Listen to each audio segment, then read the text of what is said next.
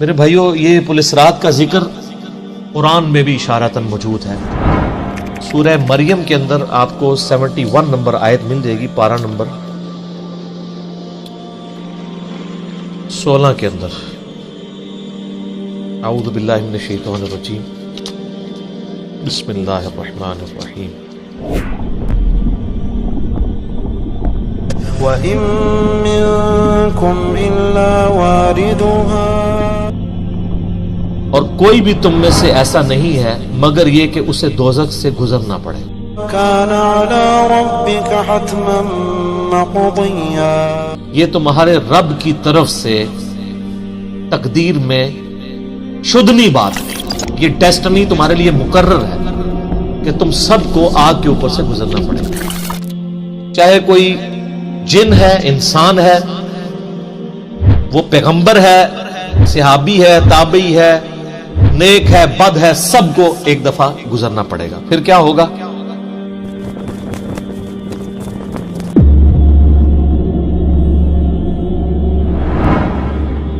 ثُمَّ نُنَجِّي الَّذِينَ اتَّقَوْا وَنَذَرُ الظَّالِمِينَ فِيهَا جِثِيًّا، پھر ہم نجات دے دیں گے اہل تقوی کو، اور جو ظالم ہیں ان کو گھٹنوں کے بل اسی دوزخ میں رہنے دیں گے۔ وَلِعَوْذُ بِاللَّهِ تَعَالَى اللہم اجرنا من النار، آمین۔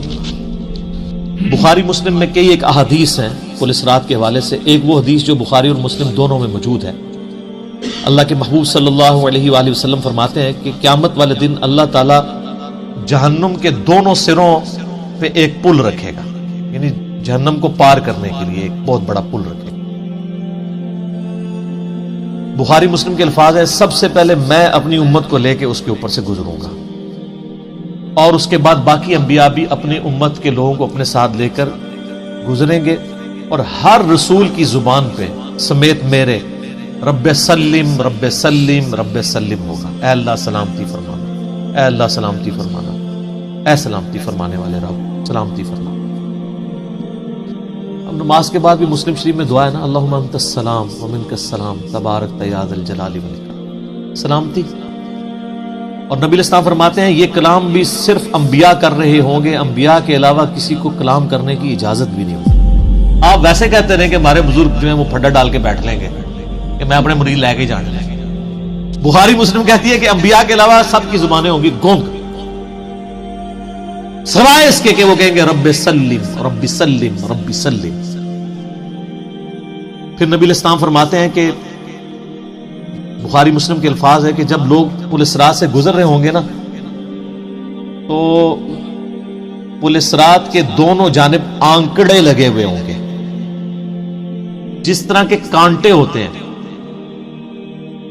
اور وہ گزرنے والوں کو زخمی کر رہے ہوں گے، اور اٹھا اٹھا کے مجرمین کو دوزخ میں پھینک رہے ہوں گے۔ جیسے کرین کی آپ سمجھیں کہ وہ آگے کرین سے وہ چیزیں اچک کے پھینکی جاتی ہیں نا، تو نبی علیہ السلام فرماتے ہیں اس طرح وہ اچک اچک کر جہنمیوں کو اس پل سے گزرتے ہوئے اچک اچک کر پھینک رہے ہوں گے جہنم میں۔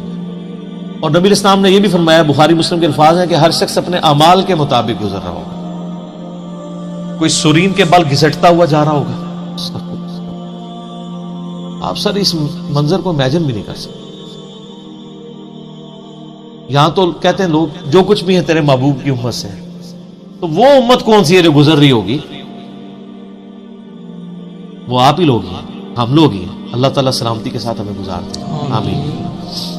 آپ علیہ السلام فرمایا کہ بعض لوگ جو ہیں وہ یعنی تیز رفتاری سے گزر رہے ہوں گے، بعض گھسٹ گھسٹ کے اپنے اعمال کے مطابق گزر رہے ہوں گے، اور پھر لوگ کٹ کٹ کے دوزخ میں گر رہے ہوں گے۔ بخاری مسلم کے الفاظ ہیں، اس پل سے کٹ کٹ کے دوزخ میں گر رہے ہوں گے، پھر وہ دوزخ میں رہیں گے یہاں تک کہ اللہ تعالیٰ ان کے لیے کوئی فیصلہ فرما دے۔ وَلِعَوْذُ بِاللَّهِ تَعَالَى، اللہ تعالیٰ کی پناہ، اللہم اجرنا من النار، آمین ثم آمین۔ صحیح مسلم میں ایک حدیث ہے، ابو سعید خدری کہتے ہیں کہ ہمیں یہ بات بھی پہنچی ہے کہ وہ پل جو ہے وہ تلوار کی دھاڑ سے زیادہ تیز اور بال سے زیادہ باریک ہوگا۔ یہ الفاظ بالکل صحیح ہیں صحیح مسلم کے اندر۔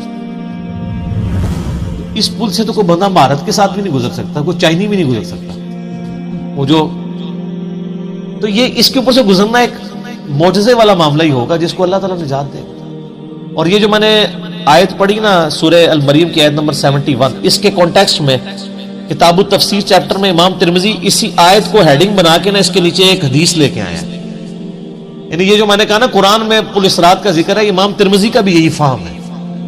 انہوں نے اس آیت کی ہیڈنگ بنا کے جامعہ ترمذی میں حدیث لی ہے بالکل صحیح سند کے ساتھ پل اسرات کے حوالے سے، کہ نبی صلی اللہ علیہ وآلہ وسلم نے ارشاد فرمایا کہ یہ پل اسرات جہنم پہ رکھا ہوا ایک پل ہے جس پر سے لوگوں کو گزرنا پڑے گا اور ہر شخص اپنے اعمال کے مطابق گزرے گا. بعض لوگ بجلی کسی تیزی سے گزر جائیں گے، جیسے آسمان سے ایسے بجلی کڑک کے نیچے پتہ نہیں چلتا ود ان سیکنڈز. بعض ہوا کی تیزی سے گزریں گے جو اس سے کم نیک ہوں گے. بعض گھوڑ سوار یا اونٹ سوار کسی تیزی سے گزریں گے، بعض بھاگتے ہوئے گزر جائیں گے، اور بعض جو ہیں وہ پیدل چلتے ہوئے، اور بعض سرین کے بل گھسٹتے ہوئے. سر اتنا لمبا پل، پتہ نہیں کتنی مسافت ہے. بلکہ بخاری مسلم میں الفاظ ہیں، نبی نے فرمایا کہ اس پل کی لمبائی اللہ ہی بہتر جانتا ہے، مجھے نہیں پتا کتنی. اوئے ہائے ہائے. اور بعض ایسے ہوں گے جو کٹ کٹ کے پھر دوزخ میں گر رہے ہوں گے، اور ان کا معاملہ پھر بعد میں اللہ تعالیٰ طے کرے گا کہ ان کے ساتھ کیا.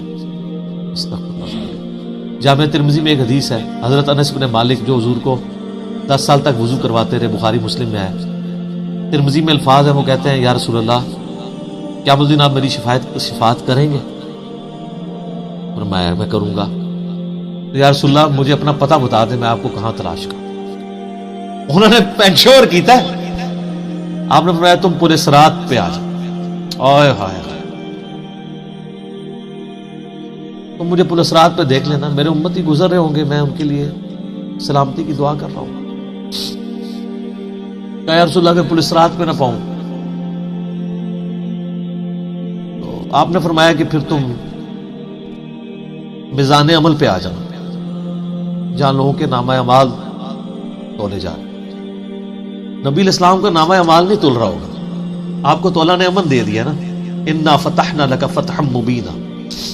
اور بخاری مسلم میں حدیث ہے، حدیث شفاعت کے سارے نبیوں سے لوگ ہوتے ہوتے حضرت عیسیٰ کے پاس جب اینڈ پہ آئیں گے نا تو وہ کہیں گے بس ایک ہی شخص ہے جس کو امن ملا ہوا ہے، تو محمد رسول اللہ کے پاس جاؤ، وہ شفاعت کریں گے.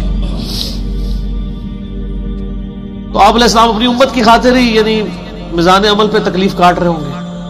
کہا یا رسول اللہ میزان عمل پہ بھی نہ پاؤں تو کہاں جاؤں؟ فرمایا پھر تم حوض کوثر پہ آ جاؤ، میں وہاں پہ اپنے امتیوں کو مشروب پلا رہا ہوں. بخاری مسلم میں درجنوں احادیث ہیں، آسمان کے ستاروں کے برابر اس کے برتن ہیں، اور جو ایک بار پیے گا وہ کبھی پیاسا نہیں ہوگا. جنت میں لوگ مشروب لذت کے لیے پیئیں گے، پیاس کی وجہ سے نہیں پیئیں گے. ان کا یا رسول اللہ اگر آپ مجھے پل صراط پہ بھی نہ ملے، میزان عمل پہ بھی نہ ملے، اور آپ صلی اللہ علیہ وآلہ وسلم حوض کوثر پہ بھی مجھے نہ ملے، تو پھر میں آپ کو کہاں تلاش کروں؟ آپ فرمایا تم مجھے تلاش کرنا، میں ان 3 میں سے کسی ایک جگہ پہ ہوں. تو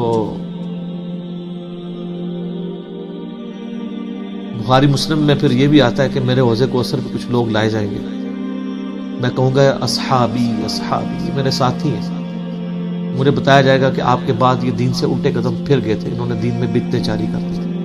آپ فرماتے ہیں میں کہوں گا سحقا سحقا لمن غیر بعدی، تو دور کر دو مجھ سے، میرا ان سے کوئی تعلق نہیں. بخاری مسلم میں الفاظ ہیں، عبداللہ ابن ابی ملیکہ جب یہ حدیث بیان کرتے تھے تو کہتے تھے اے اللہ ہم تیری پناہ میں آتے ہیں اس چیز سے کہ تیرے نبی کے وفات کے بعد ان کے دین سے الٹے قدم پھر گئے.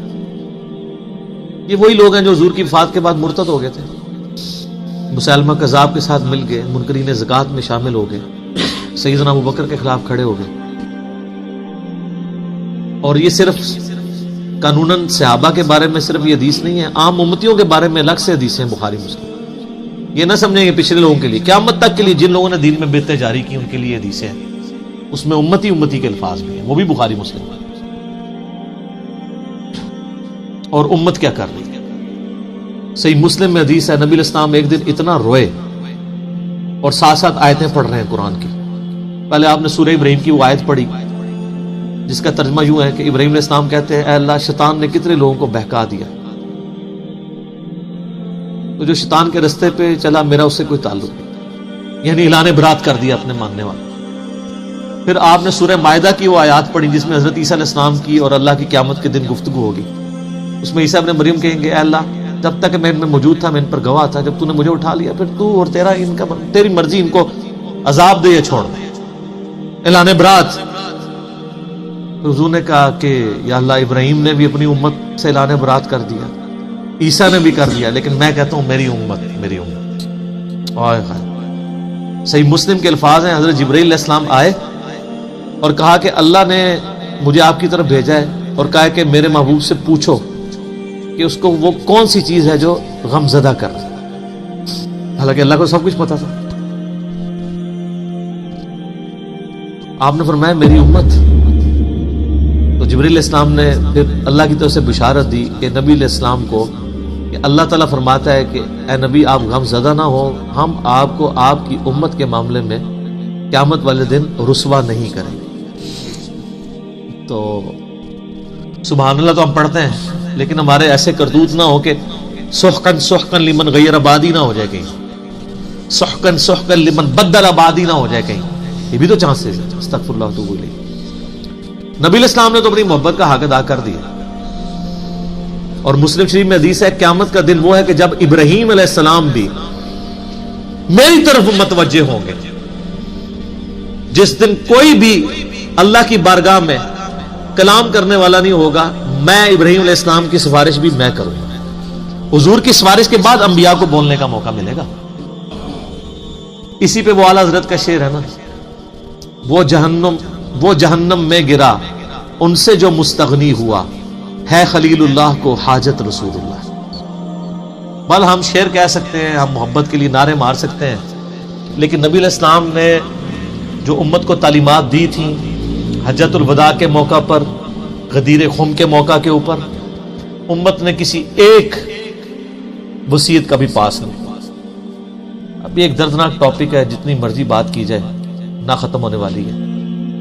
بس اس کو اسی پہ کنکلوڈ کرتے ہیں کہ اللہ تعالیٰ قیامت والے دن ہمیں اپنی رحمت کاملہ سے اپنے محبوب صلی اللہ علیہ وآلہ وسلم کی شفاعت کے ساتھ قیامت کی ساری ہولناکیوں سے بلا حساب و کتاب جنت میں داخلہ عطا فرمائے. آمین ثم آمین.